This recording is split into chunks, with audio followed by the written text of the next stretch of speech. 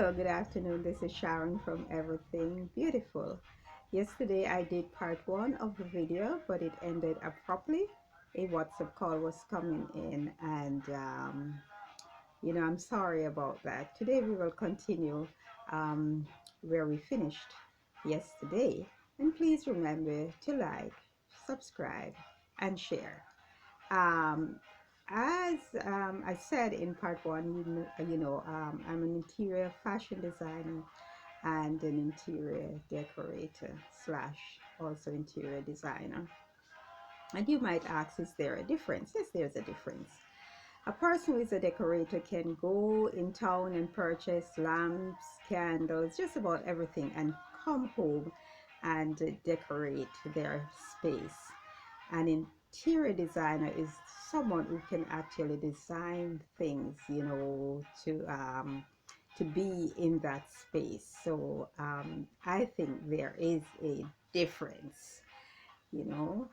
But yeah, yeah, no problem, interior decorator designer, it doesn't really matter, I think there's a connection, a very close one. They are tied together. Yesterday I think I told you we're discussing health. As I said before, I'm 61 and I'm not that healthy and don't feel comfortable on camera. So most of the times my videos will be done behind the scenes. And we'll be speaking about health, how to deal with chronic illnesses. How do we eat? Do we, put ourselves under a lot of stress because sometimes we just don't know what to eat. Well, I do eat. And another thing is about how do we carry ourselves, you know, when we get older, and more so when we have to deal with these chronic illnesses. Sometimes women might lose weight because they have to change their diet or because they're ill, and they just give up on themselves. First thing they do, a lot of them do, I notice, is they wear the same clothes. The clothes were big, fitted them well when they were a little fatter, and as they get older and have to deal with these diseases, they wear the same clothes. The clothes doesn't fit. I've heard people describe people, he has sugar and in clothes, look good at all. One way you can make a change or make a difference is to wear more fitted clothes. Take care of yourself, your hygiene, just about everything. So we'll be dealing with stuff like that, doing adjustment to your clothes. Sometimes the skirt waist is a little bit too big and you don't know what to do. You might pin it or whatever it is. That's not good. It's just by taking in some darts. Also, the hip of the skirt might be a little bit too wide and it doesn't fit good. It has that extra fabric in there. You don't know how to deal with it. It's just I'll teach you how to baste it off, fit it, and when you are sure that it's okay, then you can sew it. And maybe you'll eventually have to sew it with your hand if you don't have a machine. I remember when I was in Kingston and I saw this lady with a whole lot of work on her veranda, a whole lot of clothes. She was sewing a lot. And I had a lot of fabric, and I approached her and she said yes, she could sew them. And when I got my clothes, they were all messed up. Everything was spoiled. So I had to buy fresh material and sit when I come home in the evenings and sew all my clothes. And you didn't know that they were not sewn with a machine. So sometimes we have to do that. Another thing I find women do, their bra is too loose. Their bra doesn't fit well. And when your bra doesn't fit well, your garment doesn't fit well.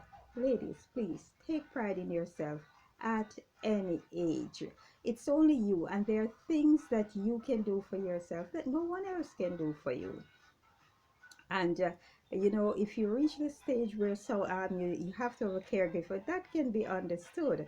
But as long as you're still standing and walking, your feet is moving, your hands are moving, your eyes are moving, I'm just asking you, to just take a little bit more pride in yourself, because sometimes I hear people say things about people, and most of the times, if they're sick, they just feel like at times you should just go under the earth. You should not exist anymore. And even though we are not, well, we are here by the mercies of God. And as long as we are here, let us live our life to the fullest and give ourselves the best. As I said, no one else is going to do that for you. God has spared us for a purpose. So on this channel, I'll be speaking to you about your home. Um, we'll deal with health. We'll also deal with food. As I said before, I am diabetic, but I am not just going to eat pure vegetables. I like a very good plate of nice meal, and I'll be showing you how you can make your meal interesting and inviting. Also, you just want to eat, because remember, we first see with our eyes. We see our food with our eyes, and if it doesn't looking good and presentable, then at times we just don't even want to eat it. So we can make a difference by the way it is being presented. And even if you live alone, like for me, I live alone, I still treat myself good. If I don't do it, who's going to do it for me? you know um in my home, I know my home is not as new as most people might expect it to be.